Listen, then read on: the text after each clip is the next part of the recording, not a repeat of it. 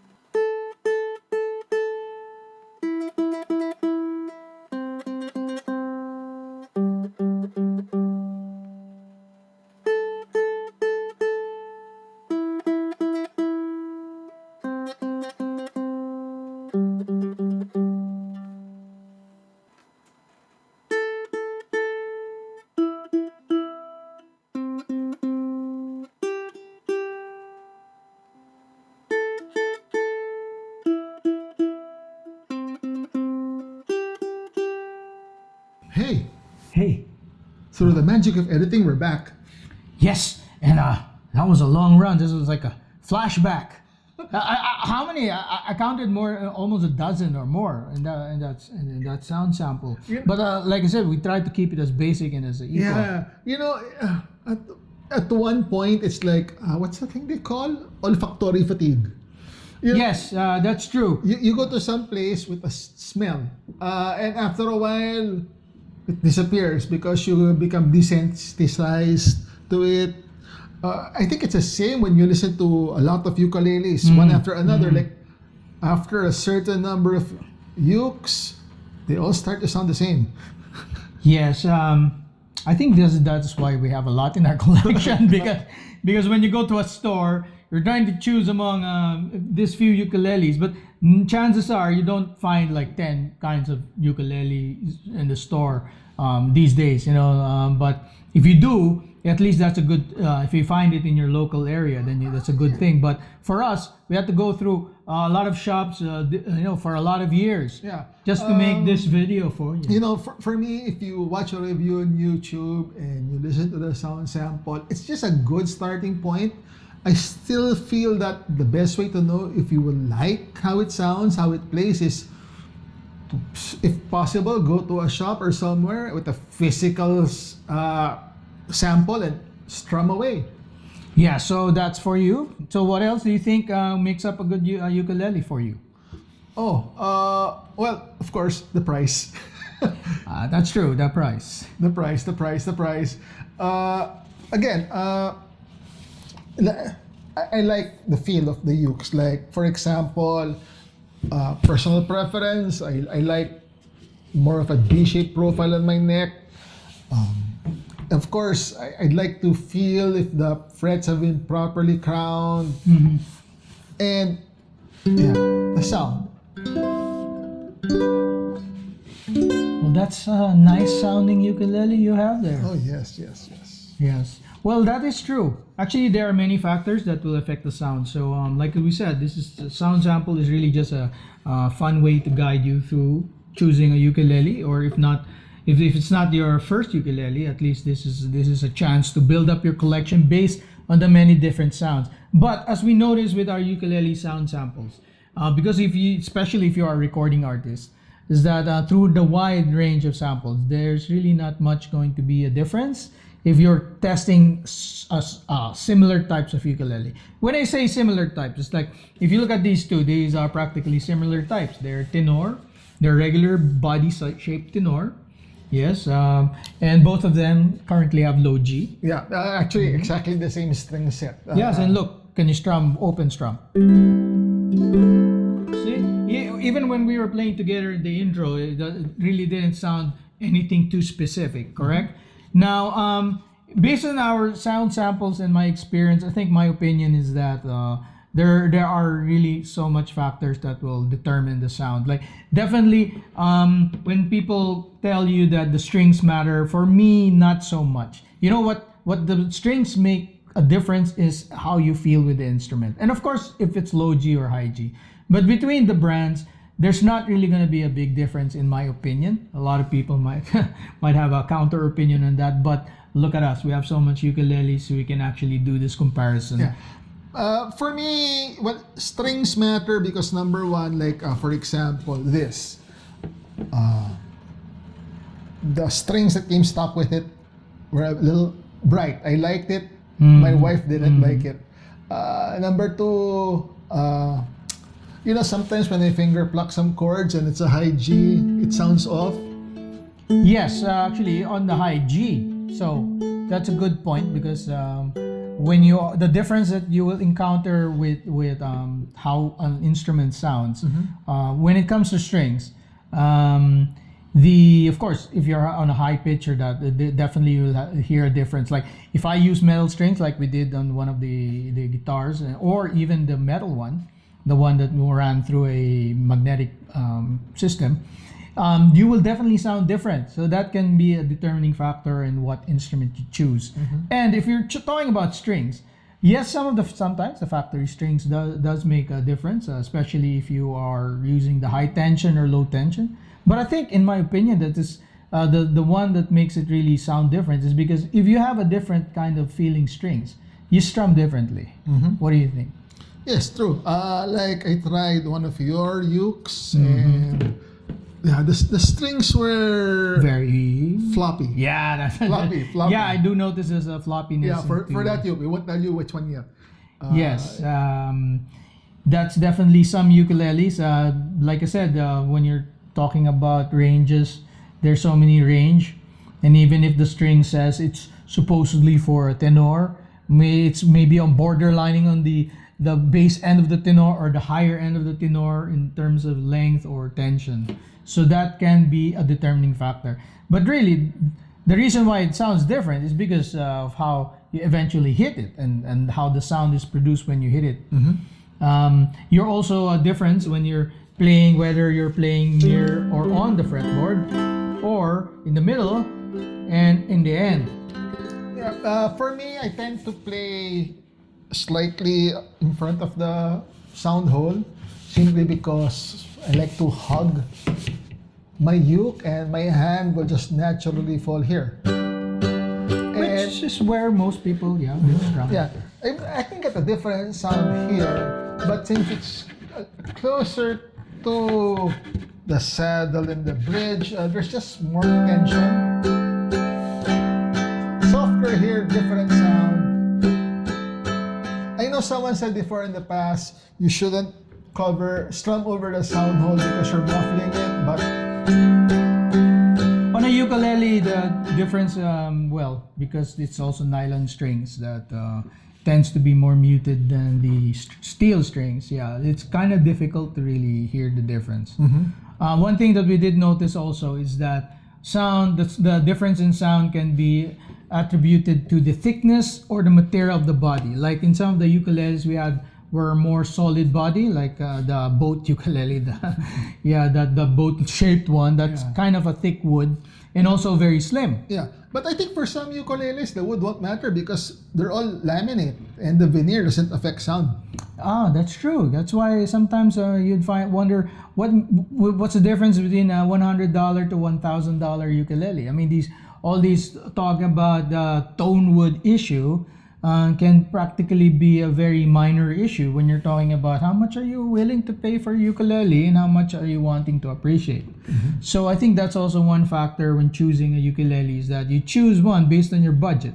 But also, I think, in my opinion, in all the ukuleles we tested, when I choose a ukulele, knowing that most of the time, 80% of the time, the sound will just really be the same throughout certain types, I really go for design. Like if there's flaming, if there's binding, you know me, all those extra stuff. Those are what makes me choose how to pick up the ukulele for me. Looks do play a factor. I've heard one ukulele maker say, I gotta make it look good because that's the first thing people see before they even play it and listen to the sound. Yes, but between that difference, I'm not saying that this foreign brand is but between the Filipino made and the foreign made Lanicay and your Kentley Morales, I think the sound difference is not too much, especially you put the same strings, right? Yes, same strings. Yeah. So choosing is really a matter of very specific to you or what you choose. Another factor, by the way, that I did notice when testing ukuleles is that it depends on how you're playing it. Aside from the spacing, it depends if you're hogging it too much. When we say some ukuleles have a belly cut, that's particularly what they are. They actually hug your belly. And when you're across your body, it's kind of gonna mute it. When you separate it, it's gonna make it louder, right? So that's also one factor to consider. Playing styles. But sometimes the worst thing that makes the sound bad or good is how you play with your fretting. Because the important thing is that no matter how good you strum here, if your fretting is bad, if you're not confident in your fretting, then you might actually muffle the sound from the fret hand. Yeah, like I'll admit I have a difficulty playing, say, with a soprano simply because of my fingers are big. Hey, and likewise. For certain chords, Like, I find that I'm actually pressing on the fret itself in between. Instead of pressing here, I might be pressing on the fret right here, and yeah, it just sounds awful. I'm pretty good with the soprano if I have to strum. It is nothing but your basic major chords. But the moment I have to get into some chords like F sharp minor 11 or the dreaded which is why I don't F do major it. 7 with the 2-4-1-3. Which is why I either transpose to avoid that thing. Yeah, because the important thing with playing any instrument is your confidence. And if you're not confident in your fretting, it's really gonna mess up the sound. It's gonna be muffling. These frets are very particular sometimes. So when you're looking at the difference between instruments, they might sound alike at a certain point. But if you're fretting, intonation, they're all part of the quality of the build. Those can actually affect the sound. But in our samples, because whatever we have in our collection is something we already like to begin with, Yeah. so most of them actually technically sound almost the same. Yeah, yeah, they might sound the same at one point, but since it's something you hold, we also have to factor in like how good does it feel in your hands when you play. Yes, that is a very big factor. When you're playing an instrument like this, it's really very subjective to you. Yes, I've had in some of the samples of the more expensive ukuleles in the collection. I really don't like them. Well, that's up for another review I tried episode. one of your ukuleles recently, which we will review, so I can't say what it is, but it had a very narrow fretboard. So, Yes, like the that's way true. my fingers would fall, okay, be a little off, just a little, but because it was so narrow, whoa, so much easier to bar. Yeah, that is also one observation that you can have. So sometimes that is also the reason why you end up with a lot of ukuleles so that you can choose from different sounds. In this sound sample, we didn't even try too much on the pickup side, on the piezo side, the chair, because that's another wild beast. And if you are a music creator or anyone who wants to record, one thing that you have to keep in mind is that the microphone does not pick up the acoustics as much as well. Even if you have a more expensive one, it's either going to be boosting it too much or decreasing the quality of the sound. So the true test of an instrument is you really have to test it in store and check for yourself, because that's also why we do have a lot in our collection, because when I buy online or we buy online, we end up with a ukulele that is something that we eventually will just keep it in the bag. Yeah, I actually only have like one ukulele that I physically tried before I bought it, Yeah, and I bought it from him. yeah. That's also one thing for all of us here, because a lot of us right now are so used to buying online, and we're so used to depending on the sound sample. And when the item arrives, it's not what you expect it to be. But in a good sense, ukuleles are becoming popular, and you can either resell them in the end. There was this one ukulele. I saw the sound sample on the website of the manufacturer. Yeah. And it was reviewed by someone else as they said it's too soft. And then when I saw the sound sample on the manufacturer's website, the guy doing the sound sample, when he was strumming it, he was just using his thumb. And we all know. Yes, that's one thing. Even in our recording process here, is that we actually do a little editing when we try to accommodate our playing styles on the way we know our equipment will pick it up. So for you, if you want to find out if an instrument is to your liking, the best way is to really just come up and pick it up in a store. Hopefully, if there's still stores around by the time of this airing. Online is so in thing now. You can buy things on even TikTok. And what else have you kind of thought about in our episode?